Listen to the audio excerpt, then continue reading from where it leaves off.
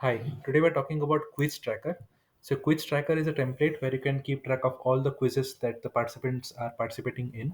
So, if you see a database, we have got all the quiz related details over here, like the student records who are participating in the quiz, the score obtained, the total score, the percentage, and the status whether they have passed or failed. And also, there is a remark section which shows what the students need to do. If you scroll to the top, we have got the quiz results at the start. So all the students who have participated in the quiz, they have been categorized under pass or fail section. Then we have got top performers.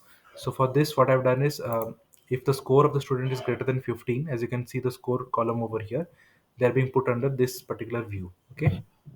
You can even change it to a different layout. So you can put it on a tabular layout. So you can watch like this, or you can play around with the settings as per your requirement. Then we have by quiz title. So as per different quizzes, the students who are participating, all their performance are being reflected over here. And finally, we have a recent quiz. So all the quizzes that happened this current week, it will be reflected under this view. So as you add more quizzes over here, and for the dates which are falling in the current week that you're in, it will be reflected over here. You can use this template as per any requirements as per your choice. You can customize and play around with all the settings, and it is completely up to you. I also want to talk about a new tool, PDF Output, which can help you generate PDF documents in bulk.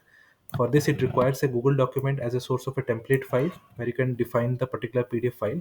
And then it also needs a Google Sheet or a Notion database, which will have the source of the data that you can use to capture on the document and generate the PDF documents. So you can watch this video of how you can do the same for invoices, which I've added over here. It uses the exact same workflow, which I just talked about. And you can definitely check out PDF output for this. If you have any queries or questions, reach out to me at notionformyuse@gmail.com, and I'll be happy to take up your questions on anything that you might have. Thank you. Have a great day. Bye bye.